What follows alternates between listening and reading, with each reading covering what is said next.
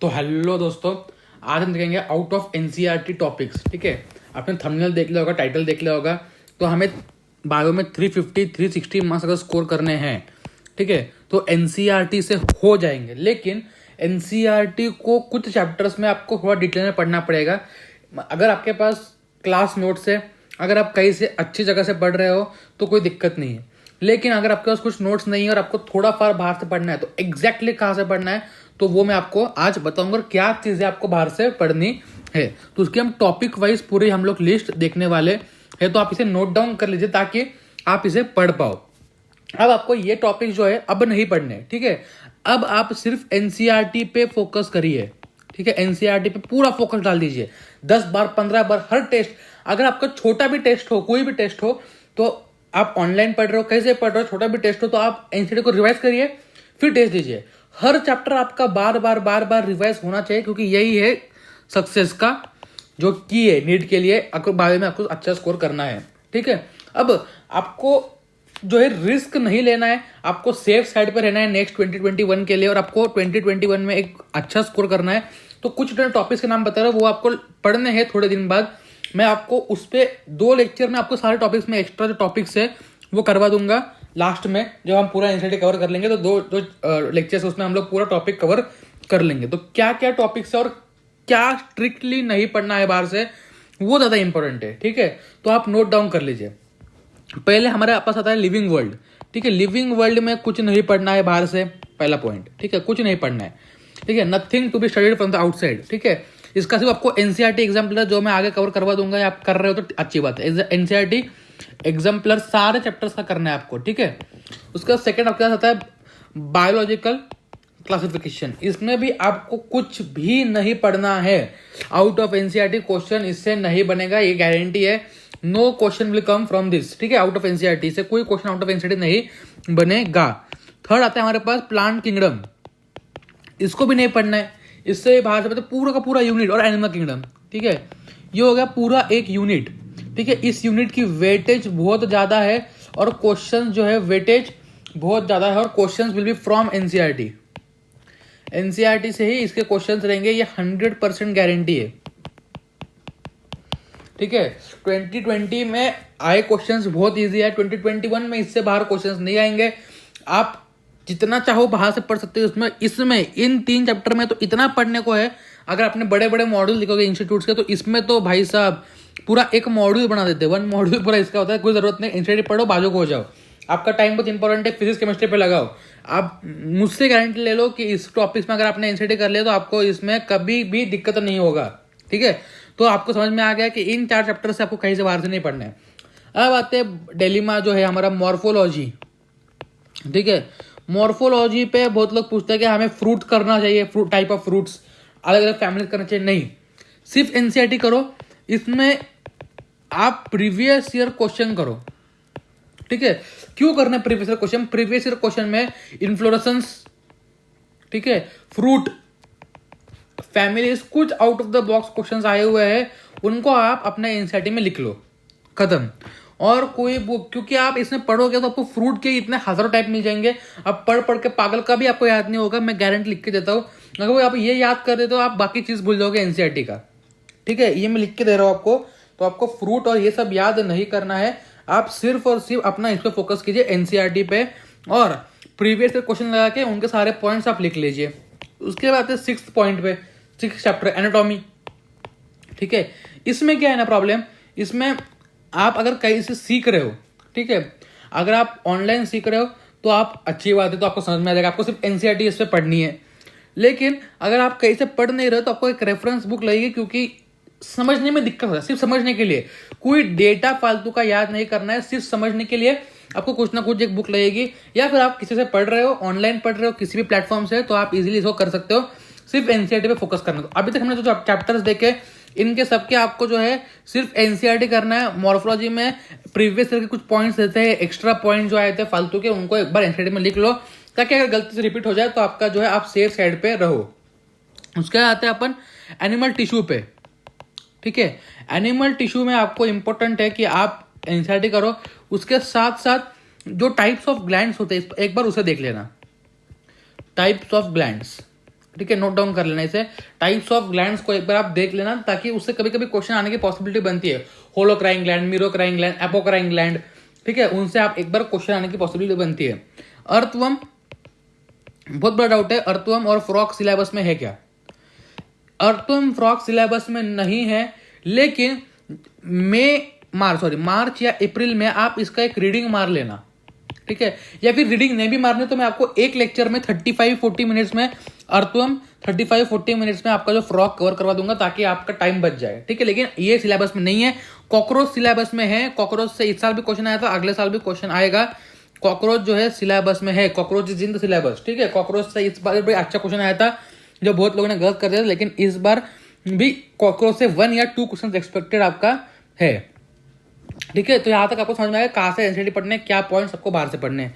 उसके बाद cell chapter में, ठीक है, सेल चैप्टर में आपको क्या करना है, आपको जो एनसीईआरटी में दिया उसको तो पूरा रट लेना है। डेटा जो दिया हुआ है, साइजेस, सारा डेटा रट लेना है। लेकिन आपको पेरोक्सिसोम्स, ठीक है, आपका माइक्रोबॉडीज, ठीक है, ये जो आपके 2-3 ऑर्गेनेलिज है, छोटे छोटे ऑर्गेनेलिज जो कभी कभी पूछे जाते हैं, तो उसको आपको एक बार देख लेना ढंग से, ठीक है। शेप्स, क्रोमोसोम्स के शेप दिए हुए नहीं है एनसीईआरटी में, उसे आप पढ़ लो, क्रोमोसोम्स के शेप्स, ठीक है, इसको आपको पढ़ लेना है, क्रोमोसोम्स का शेप लास्ट में पढ़ना है, ठीक है। तो यहां से सिर्फ इतना सा ही पॉइंट है जो एक्स्ट्रा आपको कवर करना है। उसके बाद है बायोमोलिक्यूल चैप्टर पे, इसमें भी स्ट्रिक्टली कुछ नहीं पढ़ना है, ठीक है। ओनली एनसीईआरटी पढ़ लो। बायो में जो बायोमोलिक्यूल्स दिया है उसमें अमीनो एसिड्स के बारे में इतना दिया नहीं है, तो अमीनो एसिड के जो नाम है वो सारा आप केमिस्ट्री में पढ़ लेना बस, ठीक है। एंजाइम के बारे में कुछ एक्स्ट्रा नहीं पढ़ना, क्लासेस ऑफ एंजाइम के बारे में कुछ एक्स्ट्रा नहीं पढ़ना, कुछ नहीं पढ़ना, ठीक है। टेबल रट लो, ठीक है। उसके बाद है सेल डिवीजन। सेल डिवीजन में आपको एक इंपॉर्टेंट काम करना है कि आपको न्यूमेरिकल सॉल्व करना है डिविजन के ऊपर, ठीक है। आपको ऐसा क्वेश्चन देखे हो गया कि एक बैक्टीरिया, ठीक है, अगर वो 1 मिनट में डिवाइड हो रहा है, अगर 23 मिनट्स में हाफ भर गया तो फुल भरने के कितना टाइम लगेगा। तो ऐसे न्यूमेरिकल्स में आगे हम एक पूरा लेक्चर लेंगे, ठीक है, जिसमें हम लोग बायो के न्यूमेरिकल्स देखेंगे, जितने भी टाइप के हैं, ठीक है, चाहे वो जेनेटिक्स के हो, चाहे वो सेल डिवीजन के हो, सारे हम देखेंगे। तो आपको इसमें करना क्या है, आपको ये जो सेल साइकिल का जो मियोसिस 1 है, उसका जो प्रोफेस 1 है, प्रोफेस 1 को आप अच्छे बुक से एक बार पढ़ लेना।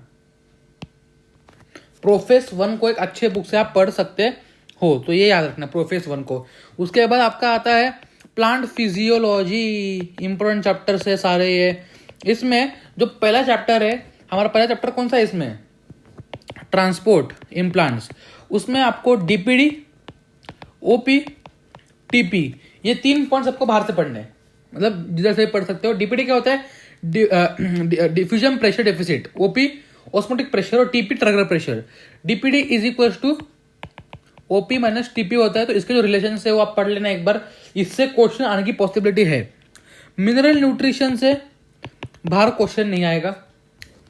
फोटोसिंथेसिस से आपको पढ़ना क्या है, फोटोसिंथेसिस में एक्स्ट्रा फोटो रेस्पायरेशन, मैं आपको आगे पढ़ाऊंगा अभी फोटो रेस्पिरेशन एक बार, लेकिन फिर भी पढ़ लेना फोटो रेस्पिरेशन, ठीक है। और स्कैम पाथवे के क्या थोड़े पॉइंट्स होते हैं वो पढ़ लेना, CM granulation acid metabolism pathway के, ठीक है। C3 C4 तो दिया हुआ है, जितना दिया हुआ है उतना काफी है, ठीक है। और एटीपी जितने कंज्यूम होते हैं एक बार वो देख लेना, ठीक है। तो याद करना फोटो रेस्पिरेशन और कैम ऐसे बाहर से पढ़ना है।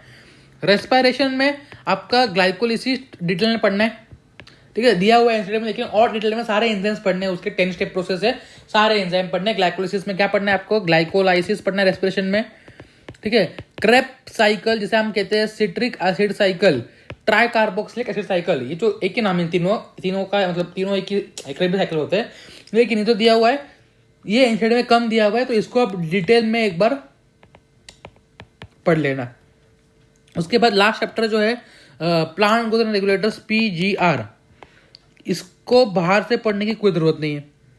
हो गया, तो आपका यही पॉइंट्स थे, ये आपका हो गया अभी क्लियर PGR तक। ह्यूमन फिजियो जो सबसे इंपॉर्टेंट पॉइंट है, ह्यूमन फिजियोलॉजी, इसमें डाइजेशन चैप्टर कोई भी एक्स्ट्रा डिसीज नहीं पढ़नी है आपको, सारा चीजें आपको समझ के लेनी है। डाइजेशन कैसा होता है मेन आपको प्रोसेस समझ के लेना है।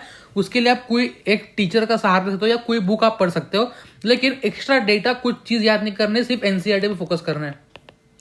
रेस्पिरेशन में भी सेम पॉइंट है, टाइटल वॉल्यूम सारा जो वॉल्यूम्स दिए हुए हैं रेस्पिरेटरी वॉल्यूम उसको याद कर लो और एनसीईआरटी पे ही फोकस करो, ठीक है। उसके बाद सर्कुलेशन है, सर्कुलेशन में भी आपको सिर्फ एनसीईआरटी फोकस करना है, ठीक है। लेकिन जो हार्ट के साउंड्स दिए हुए हैं उससे मैंने कई क्वेश्चन आते हुए देखे, हार्ट का साउंड्स, ठीक है, लब डब वाले, कौन सा फर्स्ट कौन सा सेकंड कब होता है, तो उससे एक बार क्वेश्चन आने की पॉसिबिलिटी है थोड़ा फार। और एक दो पॉइंट्स जो है आपके लास्ट में दिए हुए ईसीजी के ऊपर, तो वहां से भी जो है ईसीजी के कर्व जो होते हैं, ईसीजी, ठीक है, पता होगा आपको ईसीजी, ठीक है, ऐसे कुछ, सॉरी ये नीचे आता है फिर ऐसे, ठीक है। तो ये जो होता है आपका PQRST, तो ये तो नॉर्मल क्वेश्चन होते हैं, लेकिन कभी कभी पूछता था कि इसका अगर ये कर्व फ्लैट हो गया तो क्या होगा, ठीक है, ये हो गया तो क्या होगा, अगर बड़ा हो गया तो, ठीक है, तो इससे भी आने की पॉसिबिलिटी है, तो एक बार इसे पे देख लेना, ठीक है। उसके आते हैं अगले चैप्टर पे जो हमारा है लोकोमोशन। इसमें कोई चीज एक्स्ट्रा नहीं पढ़नी, एक्सेप्ट आपको एक चीज पढ़नी है, बोन्स जो अपने आपके फेशियल प्लस आपका जो स्कल क्या है, ठीक है, क्रेनियल, ये जो बोन्स है इनके नाम आपको याद रखने, नेम्स, जो शायद एनसीईआरटी में नहीं दिए हुए, तो आपको ये नाम भी आपको ढंग से याद करने हैं। उसका आता है आपका न्यूरल वाला चैप्टर। न्यूरल वाले चैप्टर में आपको सिर्फ एक्स्ट्रा जो पढ़ना है वो है 12 क्रेनियल नर्व्स, बस, ब्रेन को कोई एक्स्ट्रा पढ़ने की जरूरत नहीं है। 12 क्रेनियल नर्व, उसकी ट्रिक होती है, on occasion of party there are facially attractive girls visiting around him, देखा, विजिटिंग अराउंड हिम, बराबर है, ठीक है, ठीक है, ये आपको याद करना होगा। ट्रिक मैं आपको बता दूंगा आगे अगर आपको चाहिए होगा तो, लेकिन ये 12 क्रेनियल नर्व्स जो है आपको याद करना है। कौन सा मोटर होता है, 1 to 8 जो होते हैं, 128 सेंसरी होता है, 3, 4, 6 मोटर होते हैं, बाकी सब मिक्स्ड होते हैं, ट्रिक है ये, ठीक है। उसके बाद आपको नेक्स्ट चैप्टर पे आते हैं केमिकल कोऑर्डिनेशन। इसमें मैंने जो ट्रेंड देखा है, जो बाहर से क्वेश्चन आने की पॉसिबिलिटी बनी है, मिक्स एडिमा, जो मतलब आपका जो थायराइड ग्लैंड है, थायराइड ग्लैंड, तो वहां से कभी कभी क्वेश्चन आ जाता है एक्स्ट्रा कोई डिसीज के ऊपर।